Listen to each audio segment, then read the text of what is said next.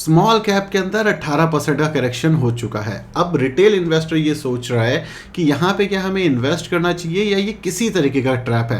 इसी के साथ साथ मोतीलाल ओसवाल के जो म्यूचुअल फंड है, specially mid cap mutual fund जो कि काफ़ी ज़्यादा पॉपुलर है, उसके अंदर भी ह्यूज करेक्शन दिख रहा है। तो यहाँ पर भी काफ़ी क्वेश्चंस आते हैं कि इसको हमें कैसे देखना चाहिए, और क्वांट म्यूचुअल फंड्स के ऊपर भी काफ़ी सारे क्वेश्चन है। सो बहुत कुछ एक सिंगल वीडियो में हम कवर करने वाले हैं और जानने की कोशिश करेंगे कि बाजार यहाँ से 2 महीने, 3 महीने और 6 महीने के अंदर कैसा दिखने वाला है। इसी के साथ साथ कुछ Q&A लेंगे, क्योंकि काफी टाइम से जो Q&A था वो पेंडिंग था। तो अगर नेक्स्ट 1 आवर के अंदर जो भी क्वेश्चन आएंगे वो मैं नेक्स्ट Q&A में डेफिनेटली पिक करने वाला हूँ, राइट।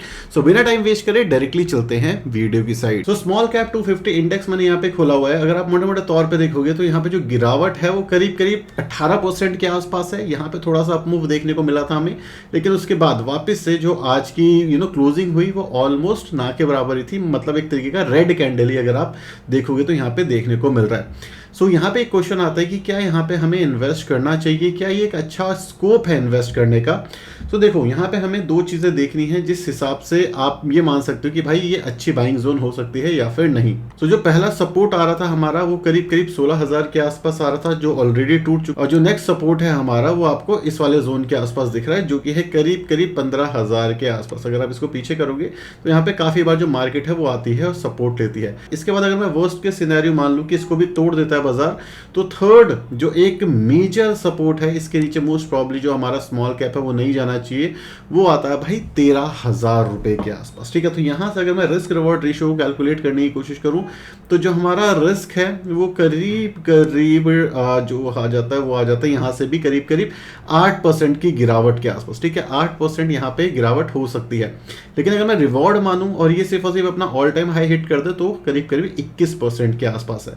अभी जो रिस्क है ये मैं 8% क्यों कह रहा हूं, देखो तो कभी भी जो इंडेक्स है वो उतने नहीं गिरते। तो अगर आप देखोगे सन 2000 के आसपास जो इंडेक्स था स्मॉल कैप का 20-30% के आसपास गिरा था, 2007 में भी 30% के आसपास गिरा था, 2013-14 में भी 40% के आसपास गिरा था, 2020 में भी 30% के आसपास गिरा था। तो 30% से ज्यादा गिरावट स्मॉल कैप में बहुत रेयर ऑफ रेयरेस्ट केसेस में देखने को मिलती है। सो अप टू 40% अगर हम मैक्सिमम भी मान लें तो यहां पर मुझे लगता है कि इतना मेजर गिरावट होगी, क्योंकि यहां पे कोई ऐसी चीज नहीं हो रही जो प्रिडिक्टेबल नहीं है। ठीक है, तो एक बहुत अच्छी न्यूज है कि इस समय पे 20% से ज्यादा की गिरावट ऑलरेडी हो चुकी है। तो यहां से भी मैक्सिमम अगर आप मानोगे 5-6% वर्स्ट केस सिनेरियो में आपको दिख सकता है, जो कि हो सकता है हमारा इस वाले जोन में करीब करीब जो इंडेक्स है वो 14,000 के आसपास आ सकता है। मतलब मैक्सिमम 8% का करेक्शन यहां से भी अगर हम चाहें तो अज्यूम कर सकते हैं, राइट। इसके चांसेस कम है बट फिर भी हम मान सकते हैं कि वर्स्ट के सिनेरियो लेकर के चलते हैं।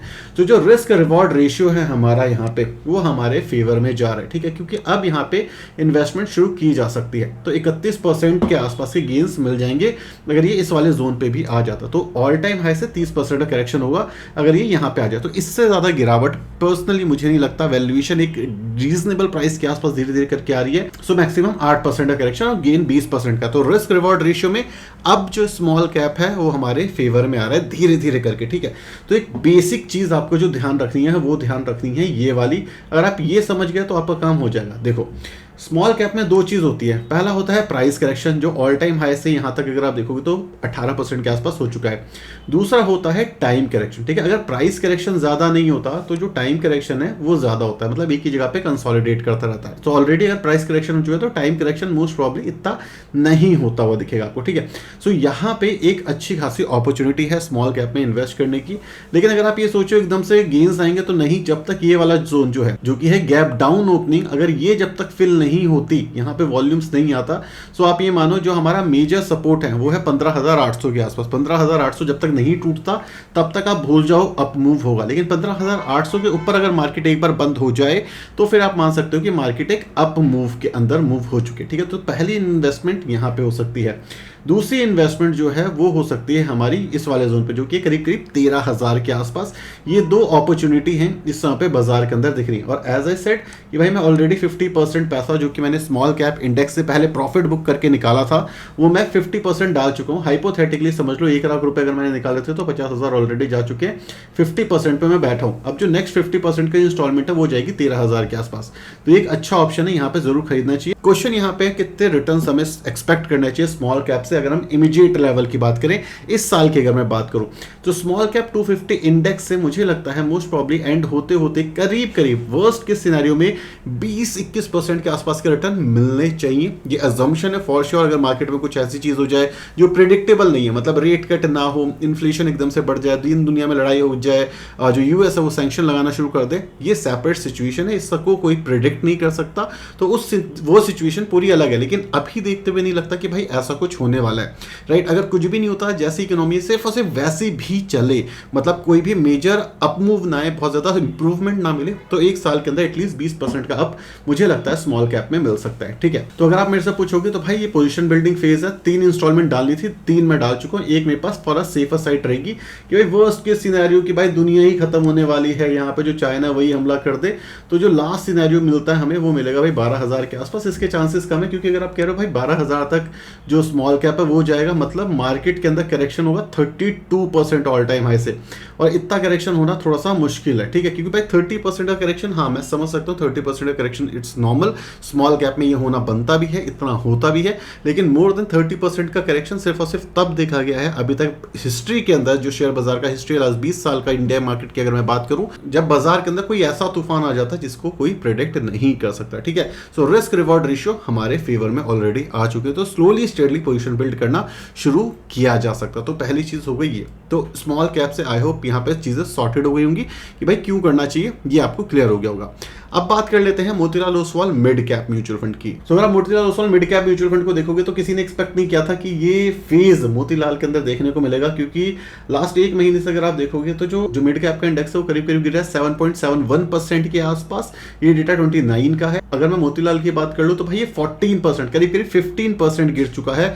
सो डबल गिरा है लास्ट एक महीने के अंदर। अगर मैं लास्ट एक साल के डेटा की बात करूं तो एक साल में भाई एक्स्ट्रा ऑर्डिनरी रिटर्न है, जहां पे मिड कैप ने इंडेक्स ने लास्ट एक साल में 10% के रिटर्न बनाए हैं आफ्टर करेक्शन। वहीं पे अभी भी जो मोतीलाल ओसवाल है उससे 32.29% के गेन्स दिखाए हैं आफ्टर करेक्शन, राइट। लेकिन एक महीने में जो कहानी है वो पूरी तरीके से बदल चुकी है। तो यहाँ पे हो क्या रहा है देखोगे, रिसेंटली कोफोर्ज में पैसा डाला हुआ है, देन कल्याण ज्वेलर्स, पॉलीकैब, ट्रेंट और परसिस्टेंट सिस्टम, ठीक है। कुछ स्टॉक से जैसे कोफोर्ज हो गया, परसिस्टेंट सिस्टम हो गया, यहाँ से ऑलमोस्ट एग्जिट कर लिया गया है। मोतीलाल ओसवाल मिड कैप कह रहा है कि भाई यहाँ से हमने एग्जिट कर लिया। ये रिसेंट चेंजेस हैं जो आपको इसके रिपोर्ट के अंदर देखने को मिल जाएंगे। लेकिन अगर मैं एज ए इन्वेस्टर सोचूं मिड कैप कैटेगरी के अंदर, तो क्या लगता है भाई कि क्या यही सही तरीका है यहाँ पे इन्वेस्ट करने का? क्या इन्वेस्टेड रहना चाहिए, या मोतीलाल एज ए एएमसी ही पूरी तरीके से खराब हो चुकी है? सो अगर आप मिड कैप की बात करोगे तो फॉर श्योर ये वाला म्यूचुअल फंड थोड़ा सा ज्यादा ओवरवैल्यूड हो गया था, ओवरवैल्यूड स्टॉक्स थे।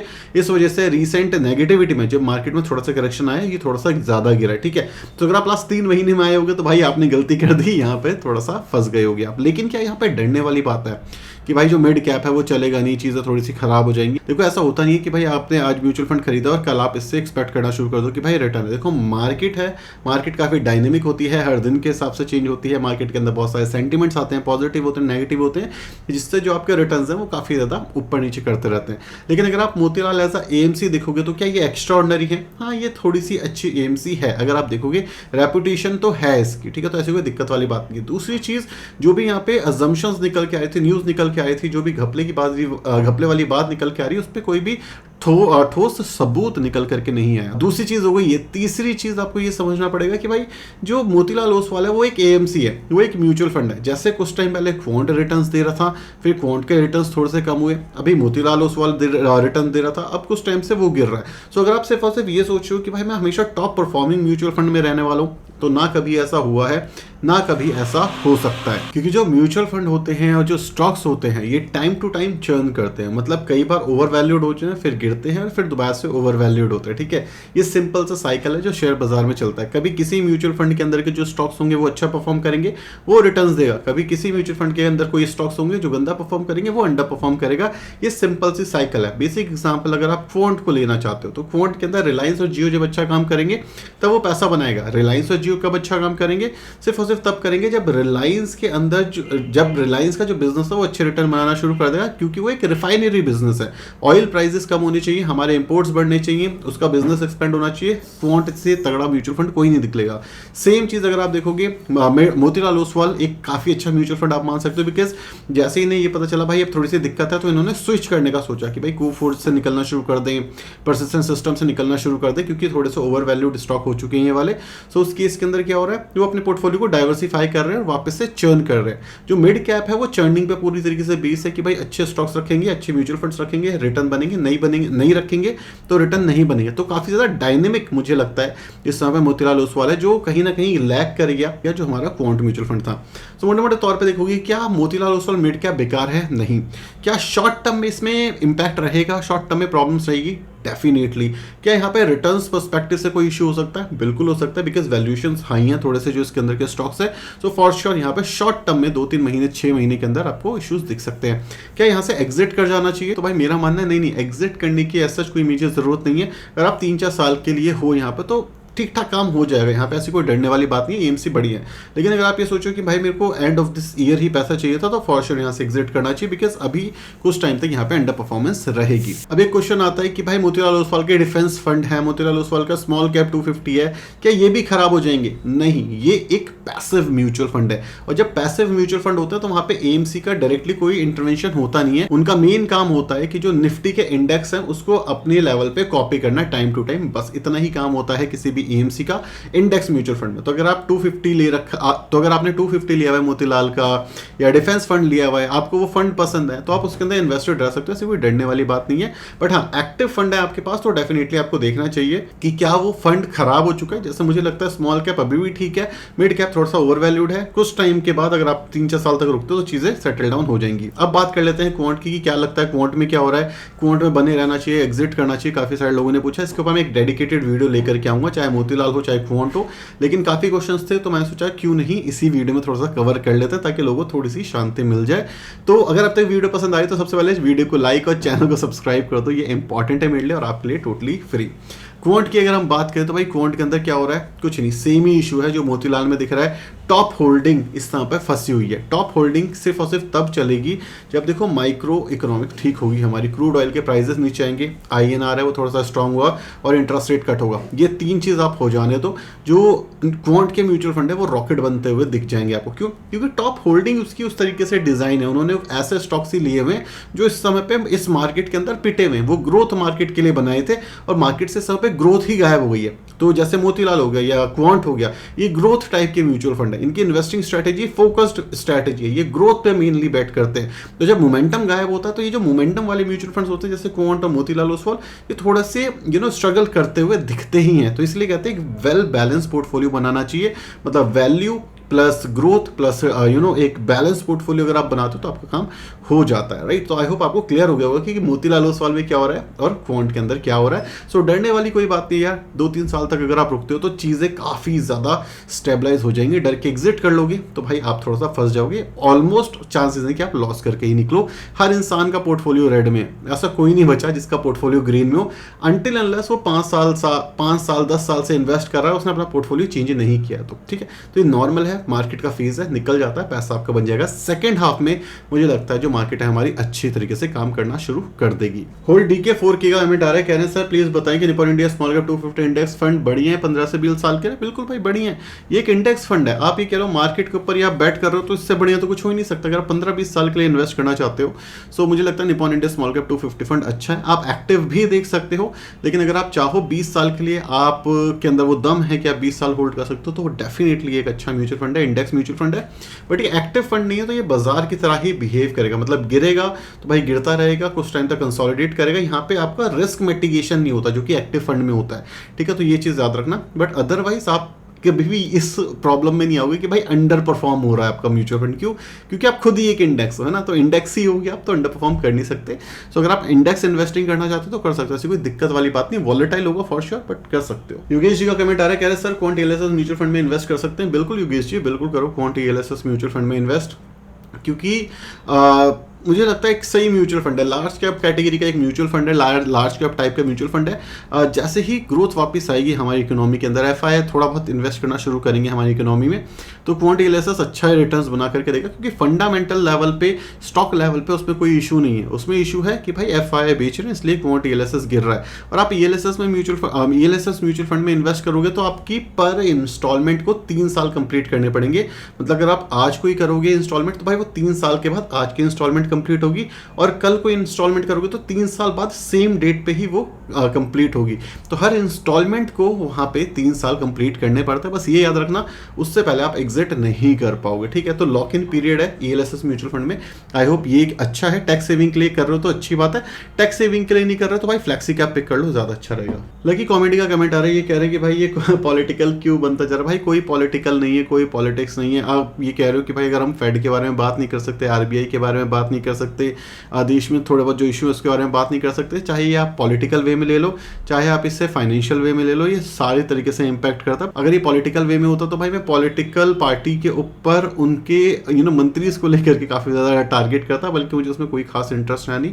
मुझे इंटरेस्ट है हमारे देश के ऊपर, और पॉलिटिक्स इन्वॉल्व हो जाती है अगर आप स्टॉक मार्केट पर इन्वेस्ट करते हो, क्योंकि उनका बहुत बड़ा से होता है कि स्टॉक मार्केट चलेगी या नहीं चलेगी या स्ट्रगल करेगी, राइट। तो अगर आपको ये समझ नहीं आता तो आप कुछ और देख सकते हो फॉर श्योर, बट यार पॉलिटिक्स इन्वॉल्व होगी ही अगर आप स्टॉक मार्केट की बात करोगे, क्योंकि ट्रंप के आने के बाद आप यूएस मार्केट देख लो और बाइडन पे आप यूएस मार्केट देख लो, तो आपको समझ आ जाएगा कि भाई पॉलिटिकल लीडर का कितना बड़ा रोल होता है, ठीक है। तो अगर आप ये सोचो कि भाई गवर्नमेंट अपना देख लेगी, तो भाई गवर्नमेंट तो अपना देख ही रही है, लेकिन आप क्या अपना देख पा रहे हो, क्या आप टैक्सेस के साथ सर्वाइव कर पा रहे हो। अगर आप कहते हो भाई बहुत अच्छा है कि भाई मैं कितना भी टैक्स दे सकता हूँ, तो भाई ये आपके लिए बहुत अच्छा है, बट मेरे लिए अच्छा नहीं है, क्योंकि मुझे ये लगता है कि अगर मैं टैक्स दे रहा हूँ तो उसके ज़्यादा बेनिफिट होने चाहिए। टोटली आपकी कॉल है, हर किसी का अपना पॉइंट ऑफ व्यू हो सकता है, मेरा अपना पॉइंट ऑफ व्यू है, आपका अपना डेफिनेटली हो सकता है, बट पॉलिटिक्स इन्वॉल्व होती है स्टॉक मार्केट अगर आप बात कर रहे हो तो कभी भी। एसआईपी फंडा का कमेंट है, काफी टाइम से पिक करना था बट वो मिस हो रहा था। तो इनका क्वेश्चन ये है, पराग पारेख के अंदर इन्वेस्ट किया हुआ एचडीएफसी फ्लेक्सी कैप में, Motilal Oswal mid cap, HDFC mid cap, Tata small cap,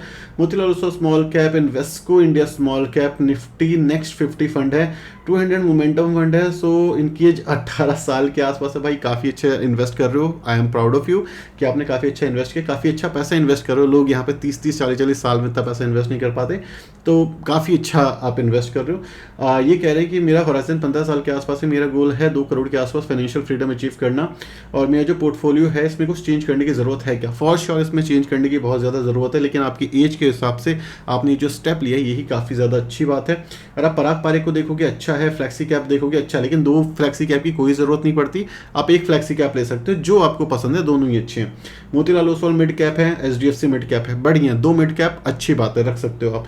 Tata small cap है, मोतीलाल स्मॉल कैप है, इन्वेस्को स्मॉल कैप है, 3 की जरूरत नहीं, कोई भी 2 रख सकते हो आप। इसके साथ साथ आपने निफ्टी नेक्स्ट 50 ले लिया है, मोमेंटम ले लिया। देखो मोमेंटम फंड मोमेंटम में चलते हैं अभी, तो मोमेंटम जो फंड है वो आपको थोड़ा सा फंसाने वाले हैं। So Nifty next 50 it's more than enough. तो मेरे हिसाब से अगर आप चाहो तो निफ्टी नेक्स्ट 50 रखो या मत रखो, निफ्टी 50 रख लो, आपका काम वैसे भी हो जाएगा। सो 5-6 म्यूचुअल फंड आप इसमें से ले सकते हो। फंड्स आपने अच्छे चूज कर रहे हैं, लेकिन ओवरऑल इसमें थोड़े से चेंजेस की जरूरत है, मुझे ये लगता है, जो मैंने आपको बता दिया। 5-6 म्यूचुअल फंड अगर आप रखते हो ना तो ये इनफ होता है, जरूरी नहीं है 10-20-15 म्यूचुअल फंड को रखने की, बिकॉज जब मार्केट ओवरऑल ही गिरेगा तो आपका पूरा म्यूचुअल फंड गिरेगा, लेकिन ऊपर जाएगा ना तो ये जो बहुत सारे म्यूचुअल फंड होते हैं ये आपके रिटर्न्स को रिस्ट्रिक्ट कर देते हैं। तो बस आपको ये समझना पड़ेगा। अब मोटे मोटे तौर पे जो करंट आइडल सिचुएशन है उस हिसाब से पोर्टफोलियो कैसा हो सकता है, 30-40% मिड लार्ज कैप के अंदर, इसके बाद 30% मिड कैप और 30% स्मॉल कैप। अगर आप इस तरीके से डाइवर्ट करते हो अपने पोर्टफोलियो को, सो मेरे हिसाब से नेक्स्ट 1 साल में आप काफी अच्छे रिटर्न्स बना सकते हो, रिस्क एडजस्टेड रिटर्न काफी अच्छे बना सकते हो। रही बात 15 साल की, तो भाई 3 म्यूचुअल फंड के साथ भी 15 साल में पैसा बना पाओगे, ऐसी कोई दिक्कत नहीं है। तो मेरे हिसाब से कुछ म्यूचुअल फंड कम करने चाहिए आपको, स्लोली स्टेडली आप कम कर लेना, अच्छा रहेगा। आशीष का कमेंट कह रहे हैं, आरबीआई के न्यू चेयरपर्सन संजय मल्होत्रा जी हैं।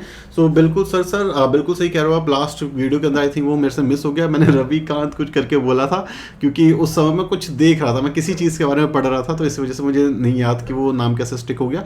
सो वो यस गलत था मेरा वाला नाम, ठीक है। तो ये चीज़ मैं आइडेंटिफाई करता हूँ, संजय मल्होत्रा जी हैं, बिल्कुल सही कह रहे हो। सो ये कुछ क्वेश्चन है जो कि आज की वीडियो के अंदर पिक करना था। वीडियो पसंद आई तो प्लीज़ इस वीडियो को लाइक और चैनल को सब्सक्राइब करना बिल्कुल मत भूलना।